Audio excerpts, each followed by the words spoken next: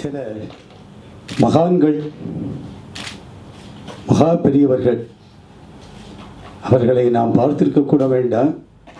அவர்களுடைய உருவத்தையோ படத்தையோ ஒரு தரம் பார்த்திருந்தால் போதும். அவர் என்றும் நம்முடன் வாழ்வதாகவே நமக்கு ஒரு உணர்வு நமக்கு இருந்து கொண்டே இருக்கும்.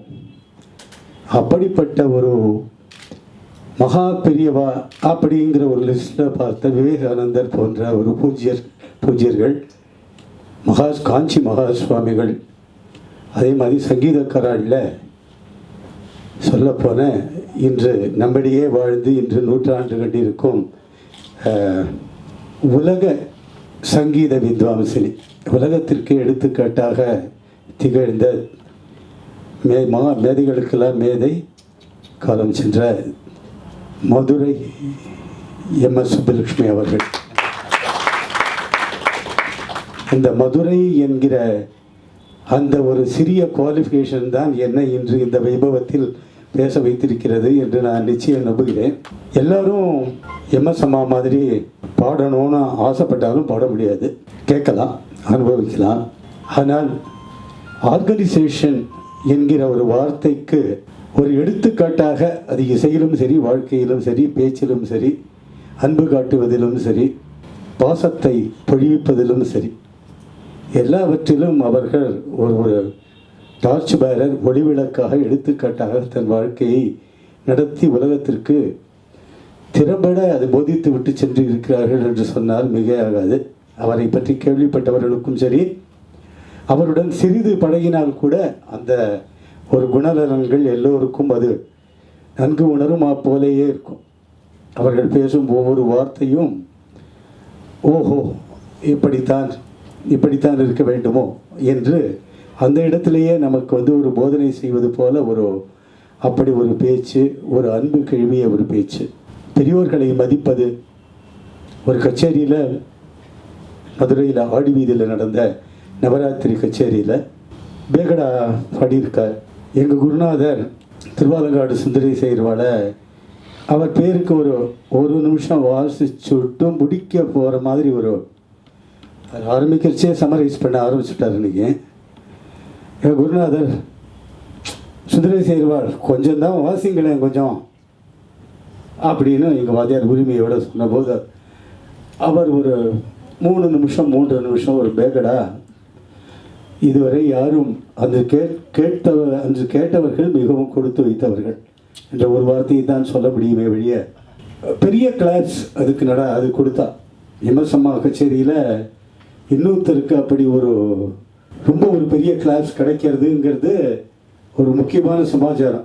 இந்த அம்மா உடனே 2 கையையும் தூக்கி நமஸ்காரம் பண்ணினா. உடனே அவர் வாசிச்சது இது ஒவ்வொரு பாடுறவாளும் எடுத்துக்க வேண்டிய ஒரு முக்கியமான குணம்.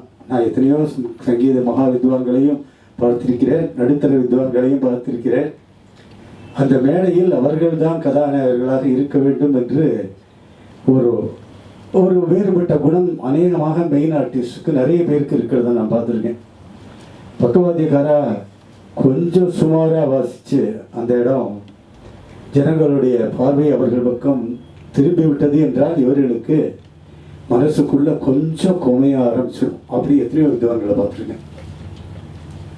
அப்படி இருக்கிற போது இவர்கள் 2 கையையும் தூக்கி திருவாலங்காடு சுந்தரேசையர் ஒரு பேகடா வாசித்ததுக்கு ஜனங்கள் MS கச்சேரியில் வாசிக்கிறார். அதெல்லாம் மறந்து விட்டு ஒரு பெரிய அப்படி ரசிச்சிருக்கா. இன்றைக்கி அவர் வாசிச்சுட்டு அப்படி இருந்ததுன்னு சொல்கிறது ஒரு சாதாரண வார்த்தை. எல்லாரும் மெய் மறக்கிற மாதிரி என்னமோ அவர் கட்டி போட்டார். அதே மாதிரி ஒரு வாத்சல்யத்தை கொட்டுவதில் பொழிவதில்னு சொன்னேன். பொழிவது அப்படி என்பது கூட ஒரு ஆர்கனைசேஷன் அதில் இருக்கும் போல. கொட்டுவது என்றால் தன்னை மறந்து அதை அந்த வாத்சல்யத்தை காண்பிப்பது. என்னுடைய கச்சேரிகளுக்கு அவர் கேட்கும் பாக்கியத்தையும் நான் பெற்றிருக்கிறேன். My credentials to speak today are greatly suspect, for I have no music in me. The only music I have in me is known to me through some songs which M S Amma has sung, and I only know them as her songs. They may be the compositions of the Trinity or of the great saint singers of India, but for me they were her songs. That is my only credential to being here. But in so far as her grandson has asked me to speak, I shall attempt to do so in a few words. Mr. Sundaram and I were at an event 2 days ago at which the violinist Sri V.V. Subramaniam gave an ethereal concert, all drawn from M S Amma's repertory. It was a very interesting and a deeply moving experience for me, because as the Sangeeta Kalanidhi said a little while ago, nobody, irrespective of how great a singer she or he may be, can ever recreate or reproduce M S Amma's songs vocally. They may evoke her memories and stir nostalgia for her, but they can not recreate that. Any vocal rendering from M S Amma's repertory is a tribute to her, but a tribute which will only remind us of her. But when Vidwan VVS, is called Nada Yogi, I believe, when Vidwan VVS was playing, I realized something which was very important, and which is that the instrumentalists who accompanied her gave her a great support. See, she is valuable to us. She is invaluable to us because she fulfilled a need in us for somebody like her. We are all struggling with our flaws, our faults, our deficiencies. The 100 needles of everyday life are piercing our minds all the time. And we saw in her somebody who was also struggling in her own way. And 1,000 needles of struggle, of tension, of strife were active in her mind. And yet she could overcome that, all that, and be what she was through her music. And so she held for us, and I speak in non-musical terms, in non-musical idioms, from a non-musical perspective, but just from a human perspective, that we saw in her all that she is supposed to be, Lakshmi and Saraswati and Meenakshi, but she was also someone's daughter and someone's wife, and a woman who lived in society with all its complications and complexes. And she was overcoming all that every moment of her life and helping us to see how we can overcome ourselves and be something above our daily involuntary station. Krishnamurti with Swami Chinmayananda. But I also know that all of them got from her as much as she got from them.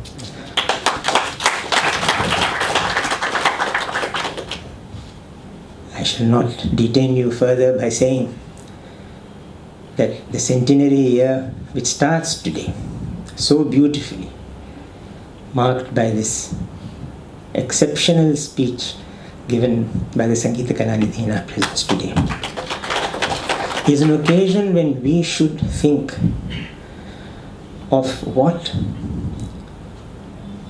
the human in the artist is about, and not want the artist to merely perform, because the artist at the end of the day, does not want only some decoration or some title, but just wants the silence of the recognition of the struggle in that person to be what that person inwardly is.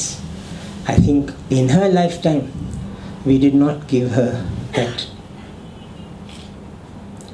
space. And as I can see the calendar of this year filling up, even in her centenary year, I can imagine her saying, நிம்மதியே இல்லை. என்னுடைய நமஸ்காரங்கள்.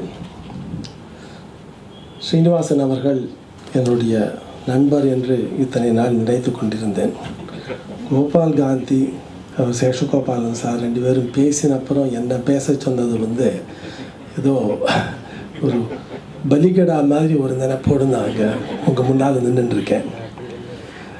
அதுவும் அவளுடைய இசையை பற்றி ரொம்ப அழகாக சேஷகோபாலன் சார் சொன்னார். அவருடைய வாழ்க்கையை பற்றி கோபால் காந்தி ரொம்ப உணர்ச்சி பூர்வமாக சொன்னார். MS அம்மா மறைந்த பொழுதோ ஒரு இசை பேரரசு வைரமுத்து அவர்கள் ஒன்று சொன்னார். மேட்டுக்குடி மக்களின் கூடத்திலே ஊஞ்சலில் அமர்ந்து கொண்டு கேட்கும் இசை கழனியில் வேலை பார்க்கும் குடியானவன் வரை சென்றடைந்தது என்றால் அது அவர்களுடைய ஒரு பெரிய சாதனை என்று. மேட்டுக்குடி மக்களின் ஊஞ்சல் கூடத்தில் இருந்து கழனி வரை சென்ற இசை என்று கூறினால் 2 பேரைத்தான் என்னை பொறுத்தவரை கூற முடியும். ஒன்று மதுரை மணி ஐயர், இன்னொன்று MS சுப்புலக்ஷ்மி. இவன் 2 பேர் தான் சங்கீதத்தை அவ்வளோ தூரம் கொண்டு போயிருக்கார். இந்த ஒரு விதூஷியை பற்றி நான் சந்திப்பதற்கு முன்னால் கேள்விப்பட்டது, கேட்டது எல்லாம் டேப்பு மூலமாக, கேசட் மூலமாக அவளுடைய இசையை கேட்டிருக்கிறேன். 1-2 கச்சேரி நேரில் கேட்டிருக்கேன், நிறைய கேட்டிருக்கேன்னு சொல்ல முடியாது. 1935, 36, 37 அந்த காலகட்டத்தில் சுதந்திர போராட்டம் நடந்து கொண்டு இருக்கும் பொழுதோ சதாசிவம் அவர்கள் MS அம்மாவுடன் காந்தியடிகளுடன் சேர்ந்து பல இடங்களில் சென்றார் என்று கூறுவார்கள். அந்த இடங்களிலெல்லாம் இறை வணக்கம் பாடியிருக்கிறார் என்று கூறுவார்கள். இது ரொம்ப சாதாரணமாக சொல்கிறது. பாரதியார் ஒன்று சொல்லியிருக்கார், நெஞ்சில் உரமும் இன்றி நீதி திறமும் இன்றி வஞ்சனை செய்வாரடி அவர் வாய்ச்சொல்லில் வீரரடி அப்படின்னு சொல்லி. யோசிச்சு பாருங்க, ஒரு 18 வயசு பொண்ணு ஒரு காங்கிரஸ் நடத்துகிற ஒரு கூட்டத்துக்கு போயிருக்கிறார்கள். ஈவு இரக்கம் இல்லாமல் அடிக்கக்கூடிய போலீஸ்காரன் குண்டாந்தடியோடு அங்கே நின்றுருப்பான். அந்த இடத்துல அங்கே போய் பாடணும். ஜெயிலுக்கு போகிறாமா அடி வாங்க போகிறாமான்னு தெரியாது. பக்கத்தில் சதாசிவம் இருந்தாலும் சரி, மகாத்மா காந்தி இருந்தாலும் சரி. ஏன்னா மகாத்மா காந்தி பக்கத்தில் இருந்தவரை ஈவு இரக்கம் இல்லாமல் தாக்கி இருக்கிறார்கள் அந்த காலத்தில். ஒரு 18 வயது பொன் இருந்தால்னா மனதில் என்ன ஒரு உறுதி இருக்க வேண்டும், என்ன ஒரு நீதி திறம் இருக்க வேண்டும். அவர் வாய்ச்சொல்லில் வீரரடி இல்லை, அவர் செயலில் வீரர் என்று சொல்ல வேண்டும். அதுதான் MS அம்மாங்கிறது. அதுவும் ஒரு சிறு வயதில். அந்த காலகட்டத்தில் சுதந்திர போராட்டத்திற்காக பாடுபட்டு சதாசிவம் மாமா அவர்களுடன் இணைந்து நின்ற அவர்களை பற்றி எனக்கு அறிமுகம் கிடைத்தது என்றால் என்னுடைய உற்ற நண்பர் PK விஸ்வநாதன் என்பவர் மூலமாகத்தான் கிடைத்தது. 70 அவர் அமெரிக்காவில் கோவில்களுக்கு நிதி திரட்டுவதற்காக வந்த பொழுது எனக்கு ஒரு சிறு பொறுப்பு என்னவென்றால், ஒரு 5 இடங்களில் அவருடைய கச்சேரியை ஏற்பாடு செய்ய வேண்டும். அவளை அழைத்து கொண்டு செல்ல வேண்டும் அந்த ஊர்களுக்கு. அதுதான் என்னுடைய பொறுப்பு. அப்பொழுது அதில் தான் அவருடன் பழகக்கூடிய ஒரு வாய்ப்பு கிடைத்தது. அந்த வாய்ப்பில் தெரிந்து கொண்டது என்னவென்றால், சங்கீதம் என்றால் என்ன, பகவான் எல்லாருக்கும் ஞானத்தை கொடுத்துருவார், ஓரளவு ஞானத்தை கொடுத்துருவார். ஒரு பிரமாதமாக பாடுற ஒரு வித்வான் விதூஷிக்கும் சாதாரணமாக பாடுற ஒரு வித்வான் விதூஷிக்கும் வித்வத்துங்கிறத எடுத்து ஞானம்னு எடுத்து பார்த்தா அவ்வளோ ஜாஸ்தி வித்தியாசம் இருக்காது.